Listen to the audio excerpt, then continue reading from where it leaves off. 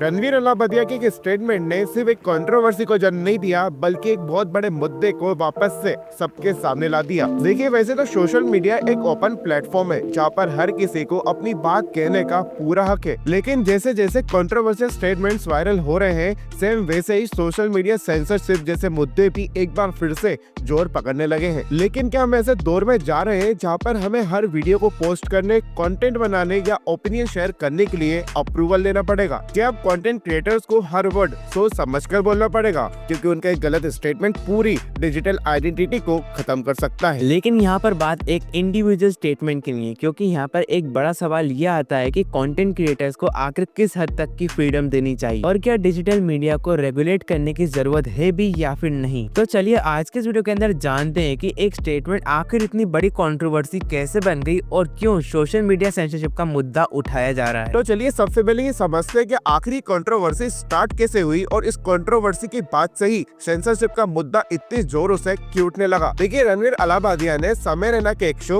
India's got talent पे एक गलत स्टेटमेंट दे दिया, जिसके बाद से वो स्टेटमेंट काफी वायरल हुआ। देखिए, स्टेटमेंट के वायरल होते ही सोशल मीडिया पे दो मिक्स रिएक्शन आने लगे। कोई इसे फ्री स्पीच का पार्ट बता रहा है तो कोई इसे ऑफेंसिव या अनएथिकल बता रहा है। देखिए, फिर इस स्टेटमेंट ने काफी तेजी से एक कंट्रोवर्सी का रूप ले लिया और देखते देखते ये मामला सुप्रीम कोर्ट में पहुंच गया। सुप्रीम कोर्ट के जस्टिस एन कोटेश्वर और सूर्यकांत की बेंच ने इस केस की सुनवाई की और इस केस की हियरिंग के दौरान सुप्रीम कोर्ट ने भी ऑनलाइन कंटेंट रेगुलेशन की बातों पर जोर दिया। देखिए, सुप्रीम कोर्ट ने कहा, यदि सरकार एक्शन लेती है तब तो ठीक है, यदि एक्शन नहीं लिया जाता है तो एक्शन हम लेंगे। इसके लिए अटॉर्नी जनरल वेंकटरामी और सॉलिसिटर जनरल तुषार मेहता से मदद मांगी गई और यहीं से बात निकली सेंसरशिप की। लेकिन सोशल मीडिया आज सिर्फ एक एंटरटेनमेंट का सोर्स नहीं है, बल्कि आज ये एक न्यूज और सोशल अवेयरनेस का एक नया मीडियम बन चुका है, क्योंकि एक छोटी सी क्लिप या फिर एक ट्वीट के वायरल होते ही वो पूरी दुनिया के अंदर फैल जाता है। लेकिन क्या हर किसी को अपनी बात रखने की आजादी होनी चाहिए, या फिर कंटेंट क्रिएटर्स को ये ध्यान रखना चाहिए कि क्या वो जो स्टेटमेंट दे रहे हैं उसका इम्पैक्ट सही होगा या फिर नहीं? लेकिन आखिर इस सेंसरशिप का मतलब होता क्या है? देखिए, सेंसरशिप का मतलब होता है कंटेंट को फिल्टर करना, यानी कि अनएथिकल और गलत चीजें लोगों तक ना पहुंचे। देखिए, टीवी शोज और मूवीज के लिए पहले से ही सेंसर बोर्ड है,